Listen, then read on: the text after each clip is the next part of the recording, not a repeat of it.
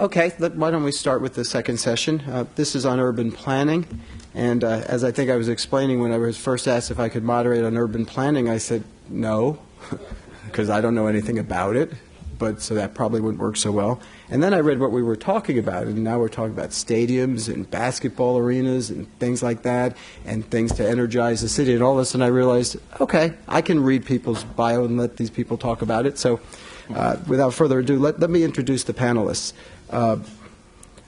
First, we have Peter Biche. Peter Biche is the President of Business Operations and the Chief Financial Officer of Washington Sports and Entertainment. Peter has 11 years of experience at Washington Sports and Entertainment. He oversees the business operations and financial functions for the entire Washington sports organization, which includes the Wizards and the Verizon Center. In his role as President of Business Operations, Peter oversees all sales and marketing activities at the company, including ticket sales, corporate marketing, executive seating, customer service, and game operations. As Chief Financial Officer, he's responsible for all financial functions, including corporate financing, accounting, budgeting, insurance, and tax matters. The thing that differentiates... I think I'd get 2 salaries for that, but I don't. I would say the thing that differentiates Peter from the other panelists is he has a really, really terrific attorney. That would be me. But I'm open to any suggestions, with the exception, I think, that J.R. Clark is probably not looking for an attorney right now. The next person on the panel is Edward Cohen, and Ed is the principal of Lerner Enterprises and the principal owner of the Washington Nationals. And the last panel, Ed, we were talking about the Caps game, and I was reminded that that's not the only game that's being played this evening. That's right. So you can go to the Caps game from 7 to 7:30, and then you can hop on over to the Nationals game. Edward is a principal owner and vice chairman of the Washington Nationals Baseball Club. He's a principal of Lerner Enterprises, which is the largest private real estate development and investment company in the Washington, D.C. area, and executive vice president, secretary, and treasurer of Lerner Corporation in its leasing and management affiliate. Lerner Enterprises was voted Greater Washington Family Business of the Year in 1999. After graduating from the University of Pennsylvania, he earned a J.D. degree. I forgot to say that Peter went to school, but we'll get back to that. Earned a J.D. degree from Georgetown University Law Center. Peter, by the way, since I had messed up the introduction, was Georgetown undergrad, and he didn't have the foresight to go to law school. I don't quite get it, but he didn't. Next person on the panel is J.R. Clark. J.R. is a partner at Squire, Sanders, and Dempsey. He's a partner in the Capital Markets Group, and he focuses his practice on public finance. He has extensive experience as bond counsel and underwriters counsel on a variety of tax-exempt and taxable borrowings, including revenue bonds for the benefit of 501c3 organizations and corporations operating in enterprise zones, governmental obligations, governmental obligation structures as tax increment financings, certificates of participation, and payments in lieu of taxes. He also represents clients' interests before legislative and other governmental bodies. J.R. served in the executive office of the Mayor of Washington, D.C. as Director for Council Affairs in the Office of Intergovernmental Relations, where he advised the Mayor on all legislation before the District of Columbia Council. In this capacity, he oversaw the implementation of the Mayor's legislative agenda. And the final panelist is Gregory Odell, who's the CEO, District of Columbia Sports and Entertainment Commission. The D.C. Sports and Entertainment Commission is an independent agency of the District of Columbia government and is responsible for the management and operations of RFK Memorial Stadium, the D.C. Armory, and their adjacent facilities, and for presenting and promoting sports, entertainment, and special events in the district and the Washington, D.C. metropolitan area. I thought we would start. One thing I would say is, because I think we're all going to be talking about a lot of the same things, unlike the last panel where we actually had pointed questions, we're going to raise a couple of issues and see how the 4 of you want to deal with it, because we're really talking about the same thing, and I think we're talking about urban planning and how to catalyze that. And I think every one of you probably has a pretty good perspective on any question I could ask, and so we'll probably do it like that. But before, I thought we would just go down the line and have each of you give a very brief description of how you got to where you are now, separate and apart from what I just read. I guess we'll start with me. Thank you. It's really a pleasure to be here today. I think I really appreciate it. It's good to actually come out and sort of, if these moments force you to reflect on what it is you actually do day in and day out. As you read through what I did, I say, wow, I actually do that sort of stuff. But I guess I do if I really think hard on it. But oh no, I read the wrong one. That wasn't you. That wasn't you. I'm sorry. Was that me? One of my other partners here. But no, actually, it's interesting. I worked with Tony Williams when he was the mayor doing his legislative work, and it's through that work that I had come to even understand or get an appreciation for public finance. Just taking public finance, essentially leveraging, being able to go out to the market to raise capital in order to have public structures built, schools, roadways, infrastructure, and that sort of thing. So that was sort of fascinating from that point. And then coming to Squire some 6 years ago, I really got a real appreciation of how detailed and intricate it was, just sort of having a sense of what it takes in order to issue tax-exempt bonds, to have that available for the market, and the revenue streams and so on and so forth, and the structure, and really just paying attention to the various baskets that are necessary to have a deal, to get those bonds out in the street. And I guess in a greater sense, too, understanding that there are so many different baskets or economic development tools that were available. So becoming fascinated with how those tools can really line up and how we can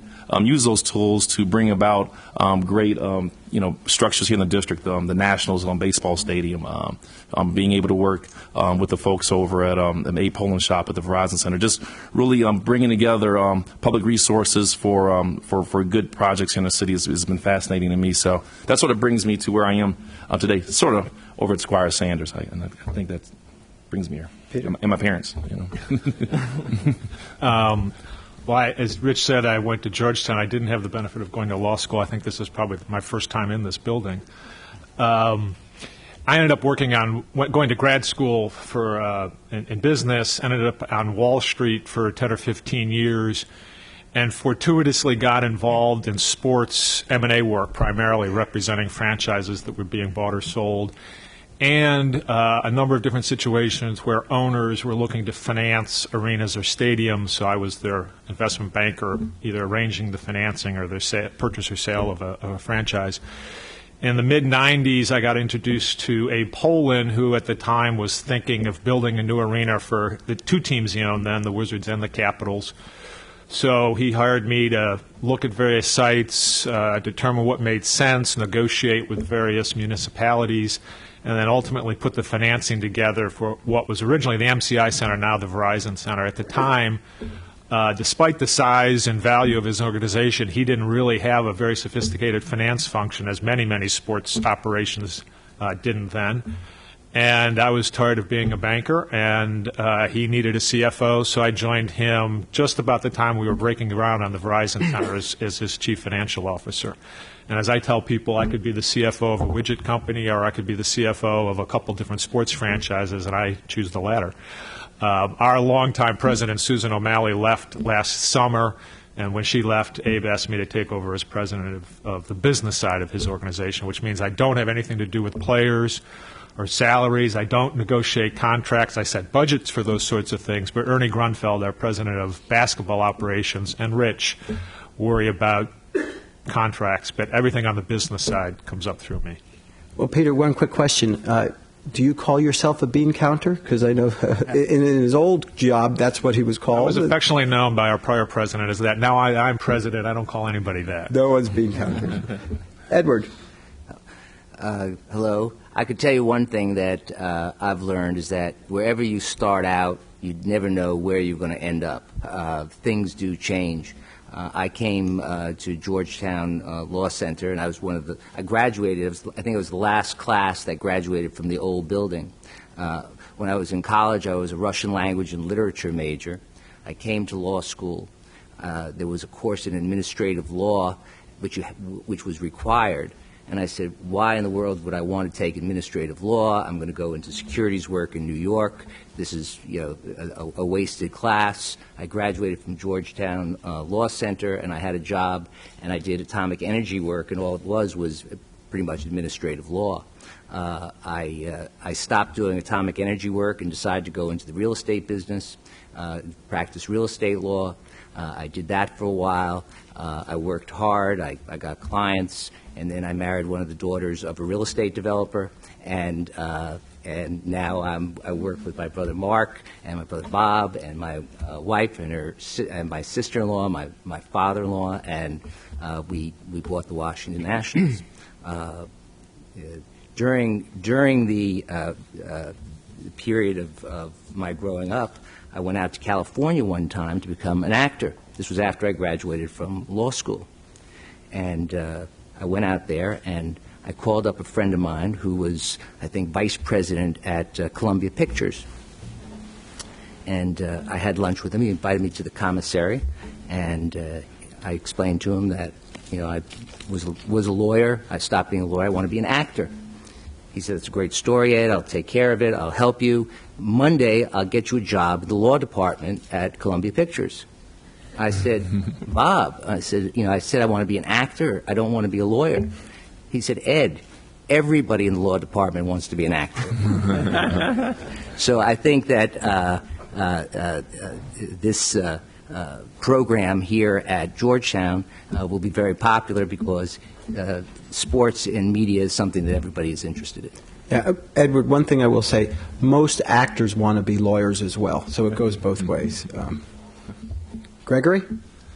Thank you for having me here today. I will echo the comments that Ed made, certainly about you never know where you're going to end up. It so happens that I'm now running the Sports Entertainment Commission for the district, not so much for my love of sports, which I do enjoy and glad to have that avenue, but more so for my development background. I worked in consulting for quite some time for Bearing Point, used to be formerly KPMG Consulting, for some of you may know. And through that opportunity, or through that experience, got the opportunity, or maybe I shouldn't say opportunity, I was given an offer from the mayor that I couldn't refuse about joining his efforts, and first became the Chief Development Officer for the District of Columbia at the beginning of his term.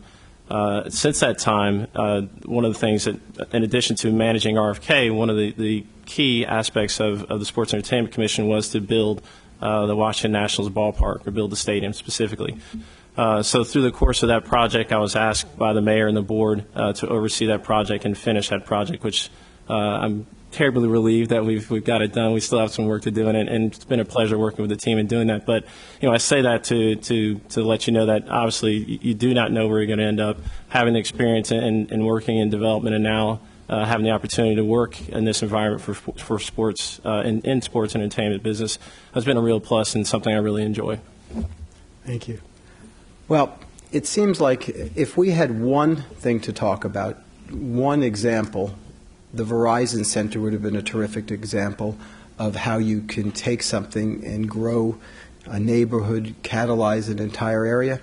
On the other hand, we have a second example here. I mean, it's pretty unusual to have two people sitting next to each other, one Verizon Center, one the new Nat Stadium. We have probably two spectacular case studies, and I think, as we'll find out in a few minutes, they weren't each identical in the way they got done and in the way they ended up. But I thought instead of going through person by person, I think we're going to start talking about, and I'd love for all of you guys to jump in. I'm going to start with Peter on the Verizon Center, but just in terms of what it takes to get something like the Verizon Center off the ground. And there's financing, there's political, there's legislative, there's community, there's a lot of things. But I think, Peter, I know when you were with Legg Mason, he played a major role in just the whole concept of doing this deal. So I thought you could start, Peter, and then anybody, please jump in.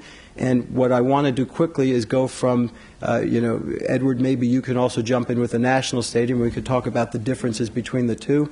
And J.R. and Gregory, probably you can, any time you want to jump in and talk about it, about the things you see, that would be great. Okay?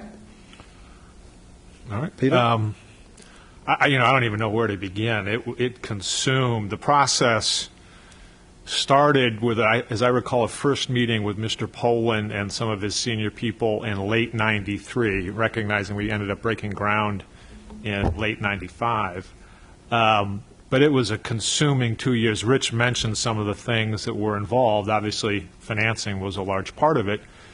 But the political issues, the community issues, the design construction issues, site selection, I mean, we ended up with a task force of 8 or 10 people Mr. Poland's task force, each with our own area of expertise to try and make it happen, all running up through sort of ahead of the task force. And like I say, it was a absolutely consuming 2 years because every piece connected. To get the financing done, you had to have your construction documents. In order to get your construction documents, of course, you needed a site. The site meant a deal with the city. To build something of the size and magnitude of the Verizon Center in a city like this, there were very significant community issues. The design review to build anything in the district, particularly the district, given its historical significance, were major as well. So we spent a lot of time with the architect of the Capitol and the L'Enfant plan to make sure it fit in with those sorts of things. So some of it I think I've put out of my mind because when we came down to the end to close the financing, I think I literally moved into Aaron Fox's offices for several weeks, long enough to have my own mail drop and extension in their phone system, given, again, the magnitude of what we were trying to accomplish. It was quite urgent. Edward, how about with respect to the Nat Stadium? Well, someone asked me one time, well, what due diligence did you and your family do when you're trying to decide not about a stadium, but to buy a team, because we were far behind Verizon Center because we didn't even own a team. Mm-hmm. Of course, the stadium was basically designed and financed and done by the city, by the DCSEC. So here we come to make a determination of whether we should buy this team and get involved with this program. And what due diligence do you do? Well, it was really a misnomer, due diligence, because there was nothing really to review. At the time, we weren't allowed to see the plans for the stadium, not because the DCSEC didn't allow us to do it, but that was just not allowed, so you couldn't review that. There was no organization for the team, so you couldn't review that. There was really no history because the team had just come to Washington, and the numbers that they had up in Montreal were horrible. You certainly wouldn't do anything based on that. So there was a big room in New York City set up by MLB that I never went to, but I guess was pretty empty. Although by the with all due respect, by the bills of all the lawyers, there must have been something in those rooms. That's the first. This is the first reference to high legal bills that you're going to hear tonight, which is actually unusual. It's been going on for an hour, and that's only the first reference. More to follow. So we had a little bit of a different issue. We really had to look at it to see whether there was anything that was involved in this transaction that we as a group, as a family, didn't want to get into or thought would be too complicated or too different. And so there were a number of personal issues that we had to resolve. Being a relatively quiet family in Washington, D.C., whether we wanted to elevate our public persona to the point that we would own a public team. And that was a discussion, and that was a serious due diligence discussion among the family. And what really turned the corner on that was the determination that we could do so many good things, aside from we'd also own the team, but we also could do a lot of community aspects, and therefore it was worth it. So we went through that. Then we went through the stadium and the location of the stadium, and this was sort of the urban planning aspect of this discussion, because the city had decided that they wanted to put it in this area. By coincidence, we had owned some ground in that area since 1978, and it was still vacant ground. And by coincidence, we had bought about 10 years earlier another piece of ground in that area in anticipation of it developing at some time, not knowing that a baseball stadium would be there. when we looked at it, we thought that this was not the right place for a baseball stadium to be because the roads were inadequate, the parking was inadequate, and we said, oh my God, this might be the thing that would stop us from going forward with it. As it turned out, we finally decided to forge ahead, knowing that this was a major problem for development of a team down there. And we just decided that we would just have to spend an inordinate amount of time trying to resolve that problem in order to have a successful stadium.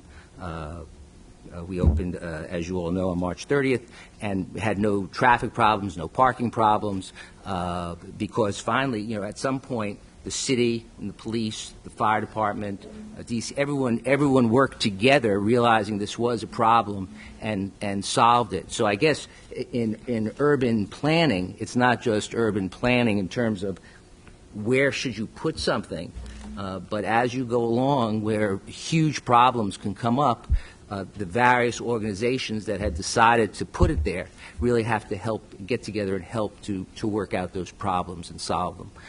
And that, I think, is the due diligence that was done by everybody in this project. JR, it costs a little money to build these things, and it costs money from different sources. Perhaps you want to comment on how we get that money to the right place to get the stadiums and the arenas built? Yeah, and just taking a step back to Ed's right. There's a couple of distinguishing factors, I guess, that to sort of observe between the Verizon Center and the Nationals. We'd like to get $50 million for new scoreboard. I think you're ahead as far as those numbers are. I think there's going to be a fight. This is great. There it is. There it is. Start a little controversy. Fight. Yeah, with the Wizards and the Caps were already here. So with the Verizon Center, I mean, they were in the area. So, the district, and I wasn't involved with the Verizon Center. You were, but with that instance, you had the franchises already here. We actually at Squire were bond counsel for the stadium. So it was interesting in that instance because we were.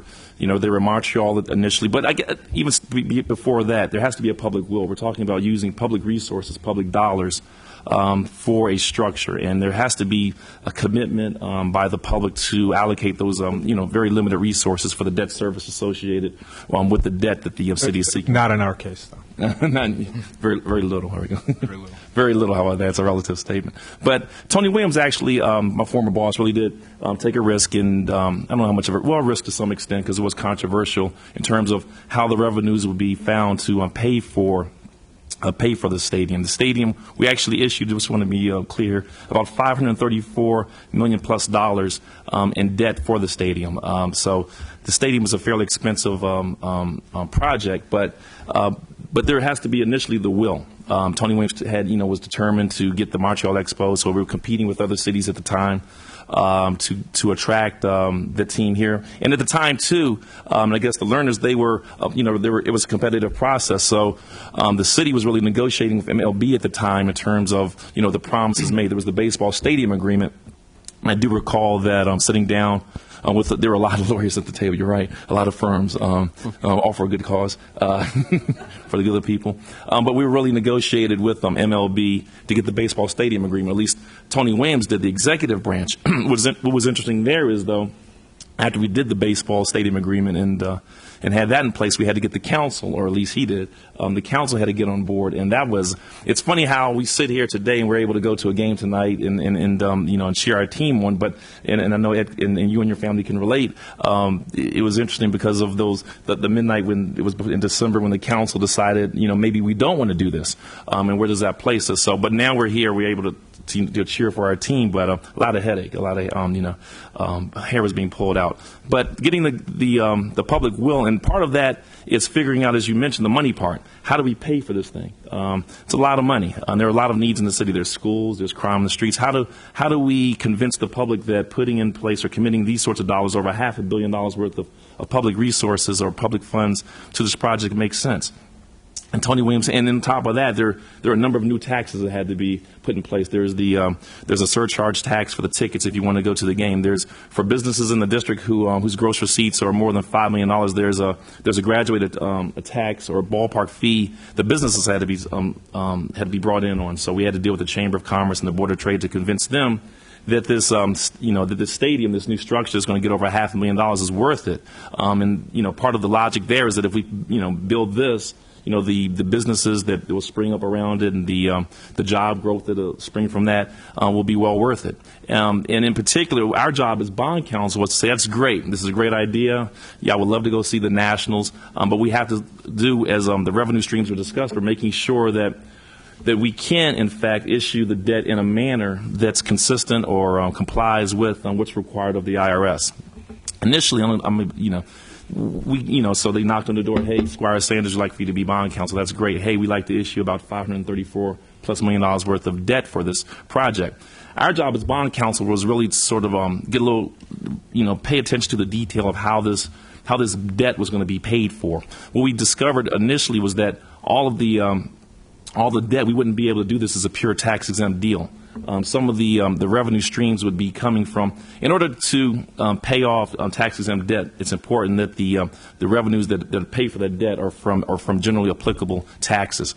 So some of the taxes were, taxes that would just pertain to the stadium. There were the, inside the park revenue streams that couldn't be used to pay for the tax-exempt bonds. So we had to begin to break out different series of bonds or tranches, if you will, but different series of bonds that had to be treated differently. So there's a taxable component. Of the $534 million, there were about we did about $76 million worth of taxable bonds as well to meet the bad, we say the bad revenue streams or the bad monies, but the monies that were the revenue streams that wouldn't be permissible to pay off some of the taxes and bonds. And that's a fair level of detail that one has to undertake in order to, if you're going to take on this sort of debt, you really do have to do a serious analysis as to where these revenue streams come from with respect to the debt. Then in addition to that, we actually had to do some auction rate debt, about $25 million worth of auction rate debt that maybe some of you have been reading about. But the reason we did that was we needed some debt, auction rate debt.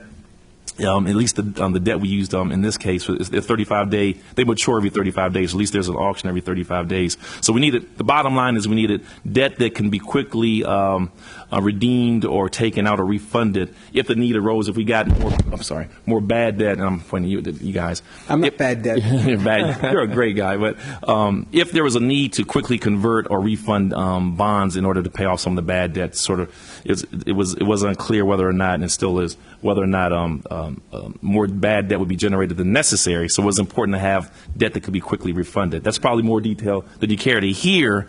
But the bottom line is that the various revenue streams had to really be closely monitored and analyzed in order to take this to market. And I'll just end on saying this, at least in this juncture, is a lot of times when the government comes in, I remember the frustration with the district government, why can't we get this thing done quicker? Why can't we move faster? It really is what's at stake really is the bond rating for the city, the reputation for the city, and you want the project to be done well. And for the firm, and the most important thing, and I see my colleague here, Albert, who I've worked with on projects as well. The important thing for us as a law firm at the end of the day is we have to issue a tax opinion that says that everything's been done accordingly, and you have our word on it. And so before we issue that opinion, it's important for us to to kick the tires, really get under the hood to make sure that the dollars are matching up and are placed in the proper baskets, and that the indenture and that all those certificates are in the appropriate manner are done. Well, thanks. Well, Gregory, you're the will of the people. At least you work for the will of the people. And by the way, Peter, frustration from the D.C. government, I guess that had nothing to do with Verizon Centers, I suppose. Actually, the mayor at the time, Marion Barry, was fabulous for us in terms of. No, we were privately financing. It was the financial aspect. Public monies for our building, so we controlled the financing from our point of view. But we found the mayor and his staff at the time to be wonderful. But again, they didn't have the burden of financing. Right, and I was referring in this, Gregory, maybe you jump in, to the fact that originally the Verizon Center, MCI Center, was going to be a District of Columbia funded project, and only subsequent to the initial time did we get the news that the District of Columbia, we don't have any money, we're not going to be able to build it. Now, Gregory, you are the District of Columbia from the perspective of the Sports and Entertainment Commission and the will of the people. And what type of role does that play? A pretty big one, I would think. Sure. Well, first I'll say God bless JR and bond counsel. He lost me 5 minutes ago. I just spend the money. He can find it. But no, I mean, obviously a vital role for what JR and his firm has done and continues to do on other projects. I want to go back a little bit and talk about, I guess, the planning aspect and the justification for the public will discussion that occurred. And politics aside, we could have a whole other panel of days on the politics that occurred on baseball. Many of you probably in the area know what that discussion was. There was an extensive planning process that occurred at the highest level. The executive at the time, Mayor Williams, obviously, it was his vision and dream. There were other entities involved. There's a Washington Baseball Club, I believe, that was also an entity that was involved in the planning process, as well as the Deputy Mayor's Office for Planning and Economic Development and the Sports and Entertainment Commission. So there was several consultants that were hired, an extensive planning process. And what they first did was developed these planning principles. And, they wanted to get into, one, obviously understanding conceptually what the program was for baseball. And from the team now to MLB at the time, I mean, they are meticulous and know exactly what they want in terms of the baseball program. So that really wasn't an issue. It was just understanding that process or that program. The second thing really was obviously the site selection, and from the district's perspective, justifying selecting a site that would meet the economic development objectives of the district at the time. So there was probably, I think, 32 different sites that were considered when they first embarked on this challenge, and it then got whittled down to 4 sites. But primarily, what they had to look at was looking at emerging neighborhoods that they wanted to develop. You certainly didn't want to go into a mature neighborhood where there wasn't going to be incremental economic development impact. You wanted to go somewhere where you're going to have the right transportation or specifically, transit, either existing or have the opportunity to build transit development there. There was a capacity issue to make sure you had the capacity for people coming to and from and in the area to support baseball there.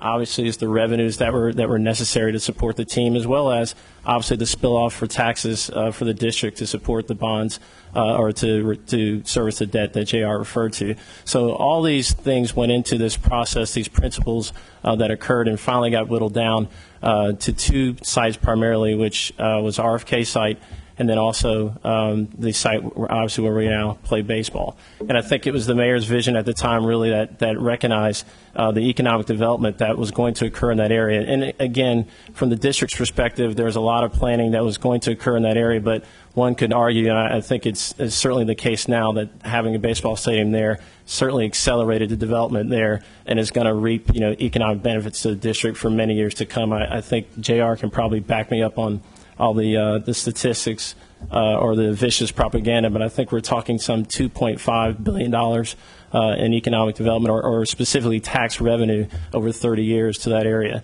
And we're going to have a community benefit fund that's going to be over $400 million. That really is from this, what we would call the incremental property tax or sales tax from generally is what was referred to TIF, that supports financing. We're going to have that benefit that's going to really, help us and support what you're going to see is just really increased development. I think the numbers are going to be staggering. There's probably almost 12 million square feet of office space that's planned for that area. It's going to be 10,000 residential units there and probably another 1 million square feet of retail when it's all said and done. So that's the kind of analysis that was done that obviously was the justification for answering the question about public will. Great, thanks. Okay, so we've got 2 different case studies. We've got the National Stadium, we've got the Verizon Center. Clearly, I think at this point we know that the Verizon Center, because it's been here a little longer, has done an awful lot for gentrification in that area. Edward and anybody else who wants to comment on it, I guess at this point for the National Stadium, we don't know yet, do we? Well, there's no question that the area is on its way toward development. I mean, it's 5 minutes from the Capitol. It's on the river. It's really a beautiful section of town that was just in disarray, and not very much was there. I think that Gregory said it correctly, that the baseball stadium will not create the area, but it will certainly accelerate development in the area, and it has. Development would have occurred anyway, I think, That's why I said we had owned ground there for a long time before, so we had some faith that it was going to happen, but it definitely has been accelerated. It's interesting. I think it's been about 10 years at Verizon Center, and now, 10 years later, it's a thriving great area. But it took 10 years for it to get to that spot, and that's right downtown in D.C. in an economy that was growing. So here we are in a bad economy that is slowing down, and people think will slow down for a long time. There are a lot of cranes there, and there's a lot of buildings being built. We don't know how long it's going to take for it to really develop, but it will be developed. One really positive thing I think about down there for urban development considerations is that I don't know the exact number, but there were not a lot of residents who were displaced from that particular area. So consequently, even if it does take a long time, there were not people and families that were displaced. There were businesses that were moved, and people made a lot of money on their ground, but families were not displaced. One point is that there are a couple in all of these things. There are a couple of decisions that I think are critical, at least from my view on National Stadium. And those decisions sometimes, even though we're talking about lawyers and studying things and being cautious and looking at all the various sides of things, that sometimes people, even cautious people, have to take a leap of faith. When I was talking about our family buying the team, we took a leap of faith. When the city, the crucial aspect and the success of the stadium is the metro station down at the Navy Yard. We were not involved in this discussion, but I was told about it a lot afterwards, is that the federal government was supposed to fund it. And it took them a long time to give the $20 million to fund that, to expand that station. And ultimately, they were not going to commit the money in time. Everyone thought they would ultimately do it, but they were not going to commit to it. The city, which is not necessarily characteristic of a municipality, decided that it was going to front that $20 million, and because they took that leap of faith expecting that the federal government was going to pay it after a while, and they did. But if that, and it ended up that the station was opened up the day before opening day. So there are certain things that you have to do in order to make things a success sometimes that are a leap of faith. And even municipality does it, private industry does it, and that really helps the area and the success of the project, or actually having a project. Yeah, I think that leap of faith, Rich asked early on, sort of, what was the process like leading up to the development of the Verizon Center? I'm sure it was similar with the Nat Stadium as well. But, Mr. Poland, it was really a leap of faith. He had several offers, two offers in particular, one from a jurisdiction not that far north of here and one from just a bit south, to build a building for him and give it to him. No debt, here are the keys, you run it, you operate it. Both of which, of course, were outside the District of Columbia. But he was committed to the city and felt that in his economic best interest, the city's growth and vitality was critical, that putting a building in downtown Washington would not only be good for the city, but good for him in terms of the revenues the building would generate. But we were moving in, as you are, to a neighborhood that was at best empty at the time. I'm not sure it was a bad neighborhood, but it was at best empty.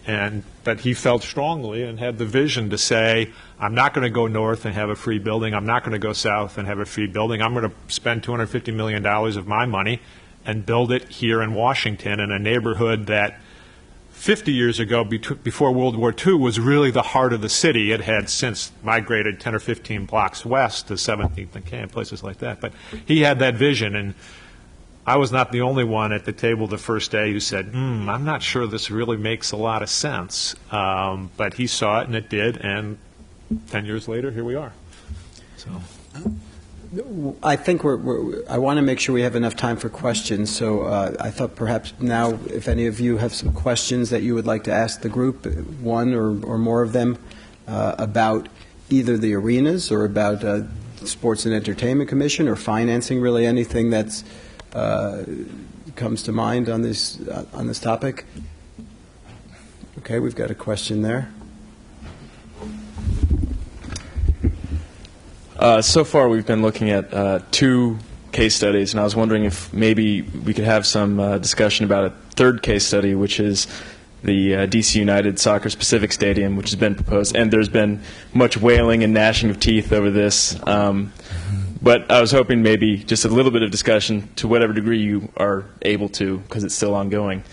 And I also had a question for Mr. Clark, which is, I don't know anything about this, but I mean, when you create bond debt to the degree that's happened with the National Stadium, does that create a further problem when you want to build another stadium, which may cost $300 million in addition? Well, I'll touch on, and Greg actually probably can speak more about the soccer stadium. I'll defer to Greg on that. You tell me when we're out of time, Greg. Okay? I didn't know we could add another case study. It's interesting when you. I'll lead up to the discussion on whether or not one stadium sort of obstructs another stadium being built. I guess the simple answer to that question, by the way, if there's enough, there's in any city's operating budget or their budget, you really don't want to get above 15, 16, 17% of an overall budget to allocate for debt service. So we really, and you may read, or at least I hear, because I indirectly work for Dr. Gandhi, the chief financial officer for the district. He's constantly reminding the executive and the council, we really shouldn't be issuing that much more debt. So it really boils down to of the overall budget, the district's budget is roughly $8 billion. There's a percentage of that that you want to allocate. $8 billion, by the way, is capital and operating, but you only want to allocate a certain percentage of that for debt service because you'll need the other monies obviously for other items, schools, crime fighting, and that sort of thing. But with respect to a point about urban development. You do want to be strategic as to how you use the dollars that you have. It's interesting with the Verizon Center, it had been around, there's a confluence of factors, money available in the market, just the Verizon Center came around, I thought, at a very interesting time because there was an uptick with the dot-com, so there was money on the street. The city, however, felt that there was an interest in building in the district. This is when I was with the district. But the best square foot, the highest yield you get on a square foot in the district, for the most part, is office buildings. So the city had to be strategic as to how would it influence the sort of buildings that would go up. They wanted to create a living downtown, and Mayor Fenty, I know, continues with that philosophy as well. So right next to the Verizon Center, the first TIF deal, and actually I worked on the first TIF deal, tax increment financing deal in the district. The concern was we wanted to create a residential or a presence of folks living downtown D.C. So the Verizon Center had been there, and what Tony Williams and the administration had decided to do was to use, through the Gallery Place project, which is right next to the Verizon Center, to create to influence, rather, what we would see developed in the district. So that was a moment of using another tool, tax increment financing, to influence what sort of development we would see in the area. But with that, though, because that TIF was an $84 million tax increment financing deal, TIFs are essentially grants. So $84 million is given away where the district is on the hook for that debt service. So it's really trying to be strategic as to how we use those dollars. If a stadium is what the will of the people will lead us, I guess that's what will happen. But that's a decision for another part of the equation, not for us. But I'll be there to be bond counsel if they want to build it. Let me say that. I'm sure you will. What was the question, Gregory? DC United? Yeah, no, it's a great question, and obviously it's an interesting time that now it's unfolding. This question about public will is unfolding right before us, and again, there's two aspects. There's part of it now we're getting into the political debate as well as to and how that will unfold. I think. Fortunately, in this case, I don't think there's really much of a decision in the district about where DC United would play. Obviously, Poplar Point is where everyone's targeted, where we'd have a new stadium. It is a question of financial feasibility right now, and certainly at a time for the district and what the market will bear and what our capacity is, quite frankly, as JR referenced. So that discussion is still being held. It's also going to be probably a different structure right now, where the Sports and Entertainment Commission is not leading that charge as a potential developer of the stadium for them. It really is a kind of a single transaction with the district and whether they will help support having a stadium there. So that discussion's there from our perspective. Answering it probably a separate question is, fundamentally, we want DC United here to play and continue to play in the district, and we'd love for that deal to make sense for everybody and work. So I think the debate's going to continue. But frankly, DC United is looking at other jurisdictions, and we recognize that, and we need to answer that question very soon. Other questions?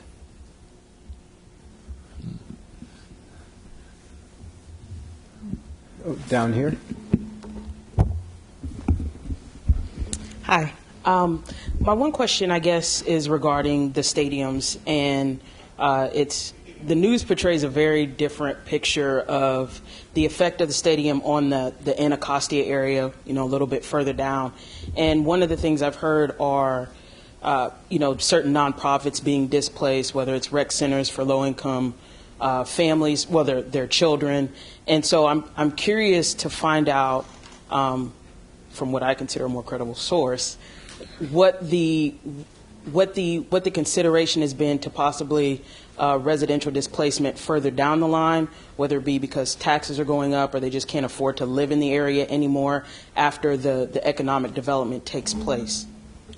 Sure. So I guess from the district's perspective, and this is kind of where several initiatives are combining, I think. In the area alone, there's going to be so much tremendous development, and obviously there's market impacts right now to what's occurred, but as we referenced, just from the pure planning process, there's a lot of community involvement, and particularly took in consideration whether it was displacement of the residents, in which, fortunately, in that area for the stadium, there's a lot of industrial uses in the footprint, so there was a minimal impact there. But certainly the businesses, the nonprofits that you refer to, did get some impact one way or the other. And, through our efforts, we certainly try to work with the community and figure out, in the long term, what was the benefit package going to be? And I referenced what we are calling a community benefit fund that's supposed to be estimated $450 million, over, I'm not sure how many years, JR, if you know, but that's the very fund that should help develop those businesses and not necessarily, develop the stadium with not in mind of bringing the community with it and enhancing, in fact, the community. So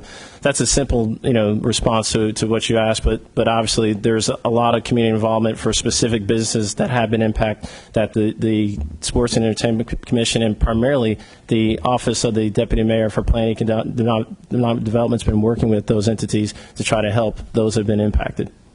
Yeah, and I'll just add to that, too, that the community benefits package was a big part of getting the council to go along with committing so much of the district's resources to the project. That's something that I know Ms. Kropp was, and I think that's, I don't know if it's 20 years for that community. I could be wrong, but nonetheless, that was a big part of that. And, two, you have to understand that, and this is to the council and to the mayor's credit, that if it's purely private dirt, so to speak, and you want to build on that, there's not much influence the district can have. But what the district does a great job, as a lot of municipalities do, they leverage, to the extent subsidy is necessary for the creation of any particular project, because if you can get cheaper dollars, if you can get a grant, if you can get the government to pony up some money, driving down your cost, and if you can get cheaper dollars, the government almost always will, in turn for that subsidy, have a community benefit associated with that. For instance, I've worked on projects where you may want to, the government will require in housing situations, if you want to use DCHFA or the housing finance dollars, which are cheaper dollars, tax exempt dollars, that a certain allotment of the units in a particular development will be affordable. Will speak to folks who don't make as much money, and that's the instance. Or there may be, if there's going to be commercial development, there may be cheaper rates, or for certain LSDBEs who may be involved. So the government does a pretty good job. And Eric Bose is the guy here in the district. Works alongside Greg in the administration, who really works hard to make sure that LSDBs or the folks over at DHCD and DCHFA try to ensure that there isn't so much displacement. Unfortunately, there is. I mean, there's some displacement. You can't guard against all of that, but the government does a great job through inclusionary housing, where if development occurs, there's a requirement, or at least there's I guess this is a requirement that certain dollars be allocated toward either towards the Housing Production Trust Fund, or the monies be used in some way for affordable housing somewhere throughout the city. So it's a tension. It's a tension.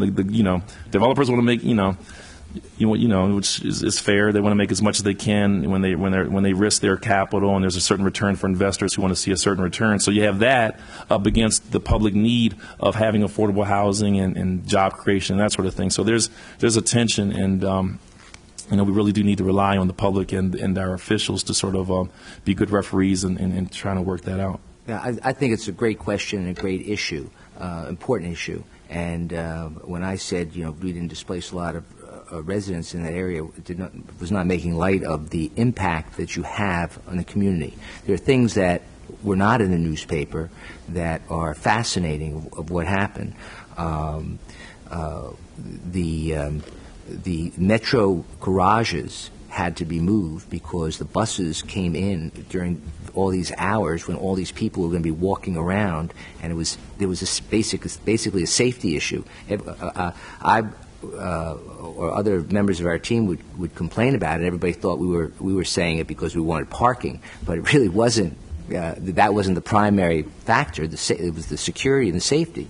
Well, in order to move them, they wanted to build.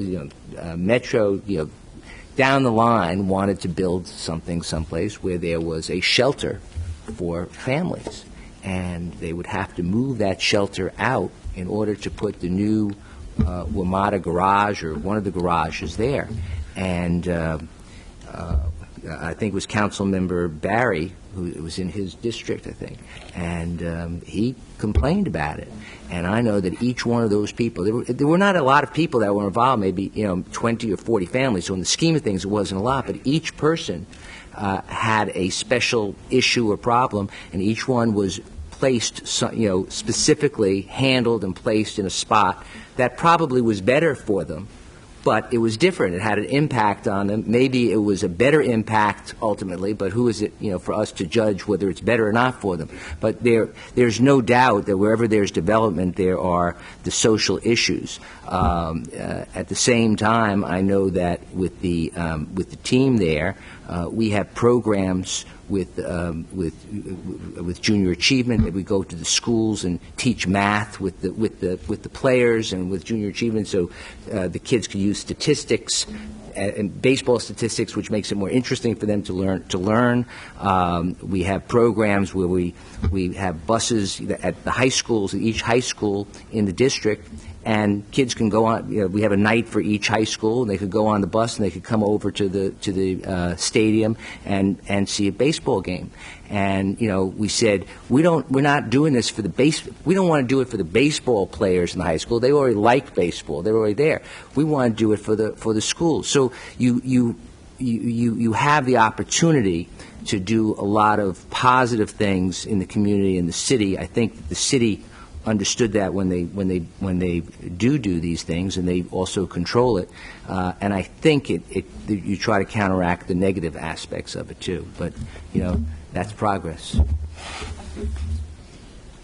Thank you. Did we have another question? Okay, terrific.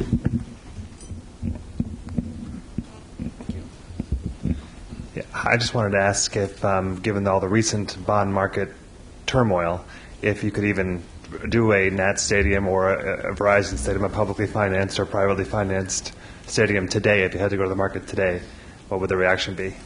Or any real estate project. We're not in the market to finance anything. We got a transaction closed just before the end of the year, and we're very glad we did, because the markets are in complete disarray, as best I can tell. Getting much of anything done these days, particularly public, where there's often credit support of one form or another. I see you have Fidget on that deal. Thankfully, we had FSA on our.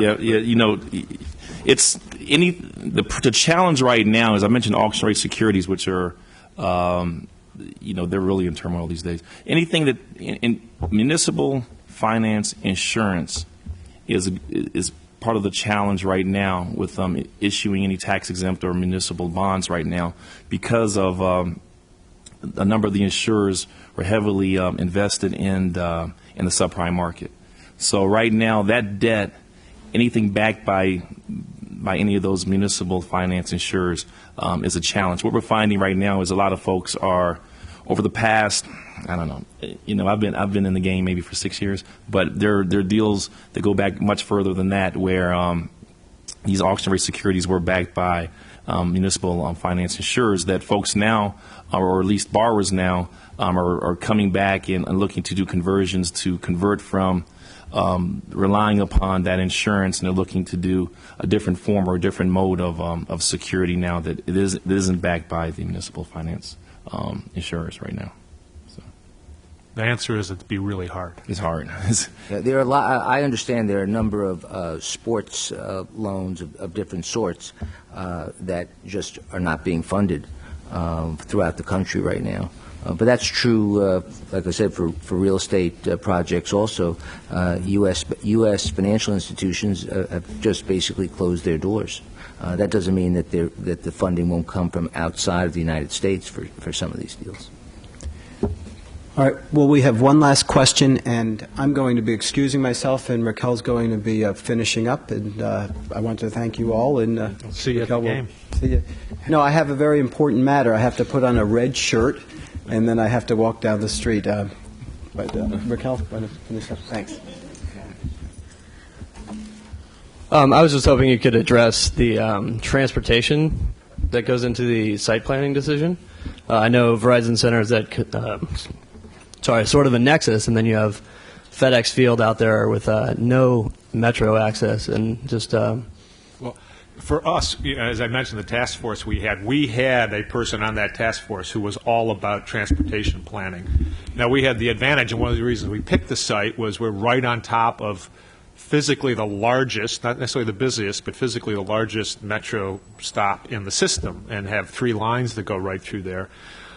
We get, depending on the event, 60 to 70% of our patrons come on metro. And they may have a car in town, but they're over here, and they hop and go 1 or 2 stops, leave their car in the garage where they parked it during the day. So for us, it was a major factor. A little different for us, though. We have 230 or 40 events a year. So in addition, obviously, to the Wizards and Caps and Georgetown and the circus and concert, so we knew we would have 200 to 250 nights or events where we had to get people in and out of the place.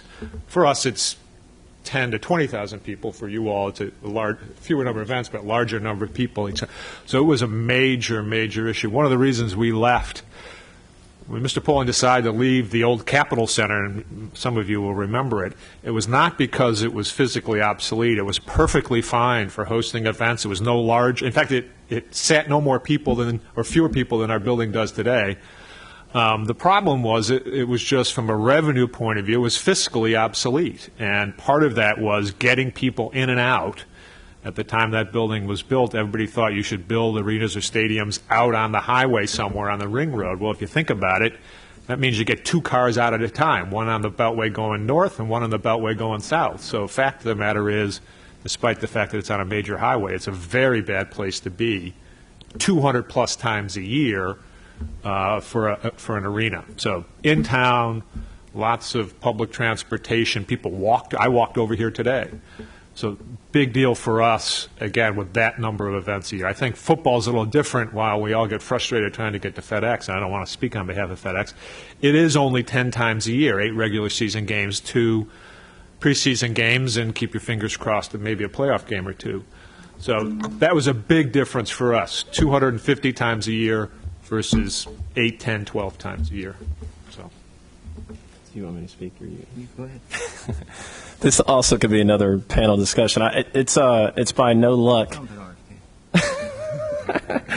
It's by no luck, really, that I think that Ed spoke to, that not having any problems with transportation at the new stadium, and it's a credit to a lot of people. There's what we call a TOPP, Traffic Operations and Parking Plan, that probably over at least 2 years, almost from the inception of the project.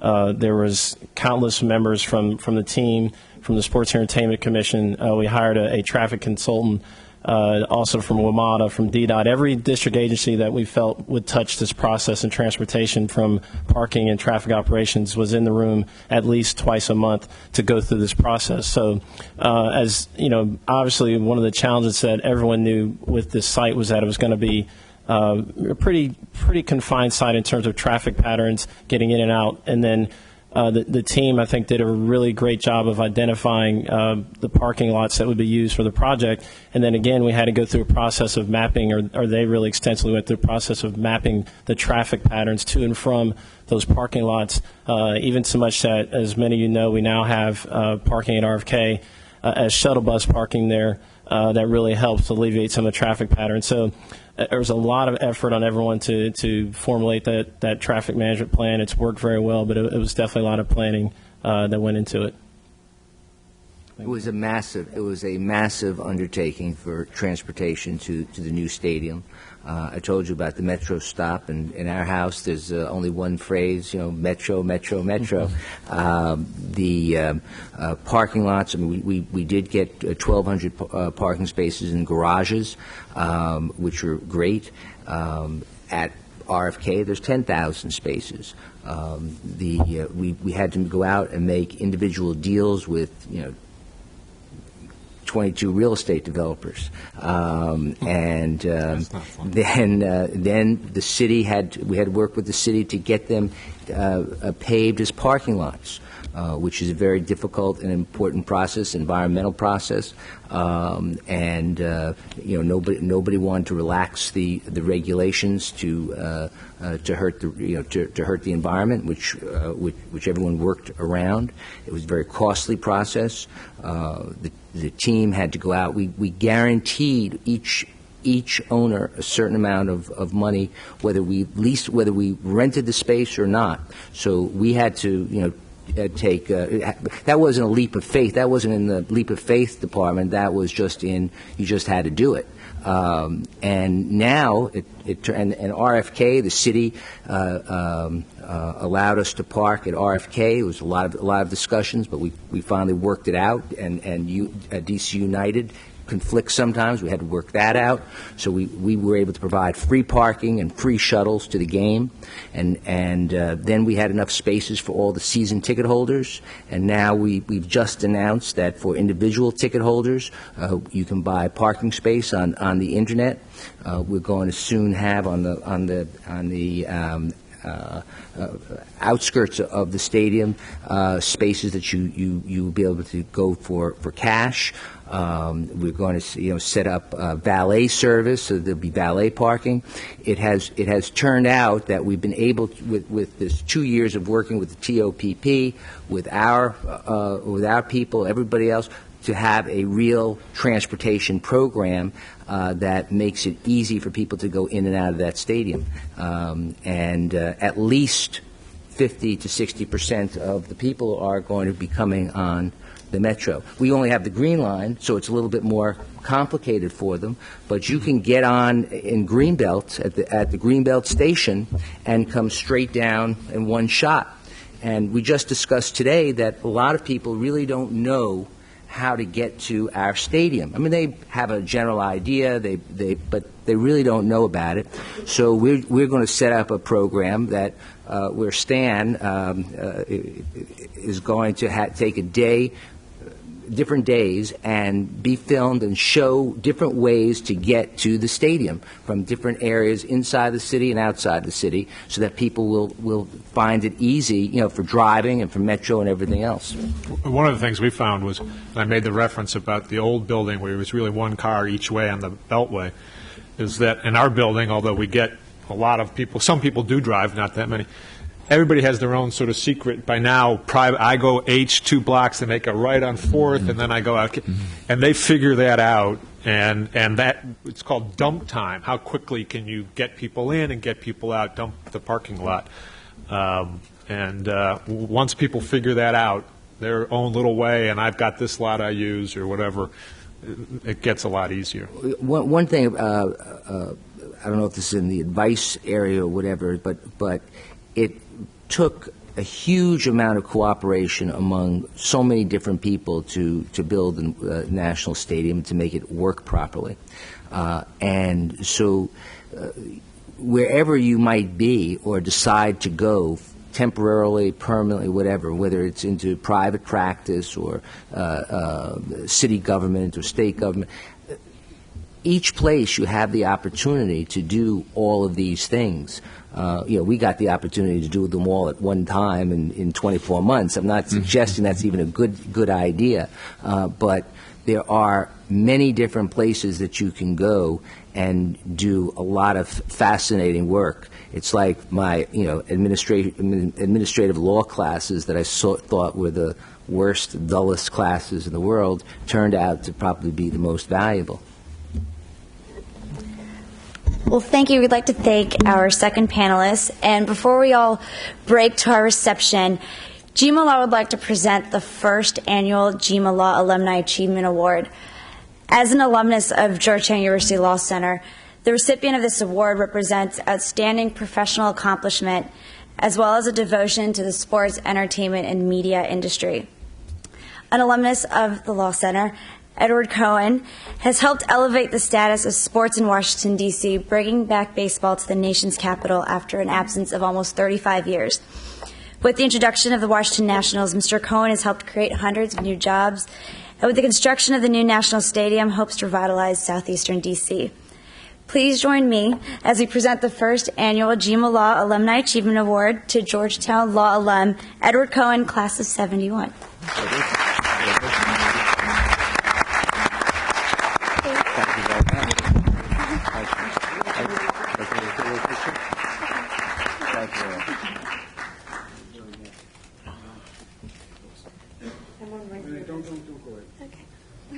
You can talk first. Right here. Thanks.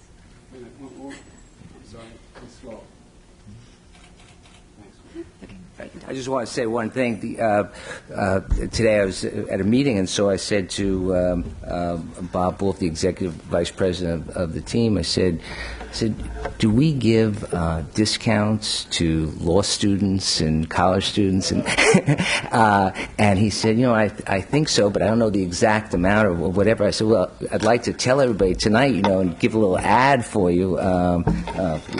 You don't need anything because everyone's going to be at the Verizon Center. It's full house tonight. And he said he would get back to me, but he didn't. So whether we have it or not, we will have one now for Georgetown Law Center's and faculty. Thank you. That concludes our panel portion. If everybody wants, you can go upstairs, and we have a reception. Nice. Thank you for coming. Good job, Peter. I've been hanging out with you. All righty. Oh, man. You guys don't mind? I'm just going to take a picture for you guys. And then Yeah, but that was a long time. Yeah. We got that back now. Yeah. Don't forget to I want to use the card. we're going to take a picture really quick, and then everybody can move. I work very closely. Arm wrestling. On the GEMA website. There's a GEMA website. If you get a program, it's on the back of the program. Will the people, as you mentioned. GEMA. There you go.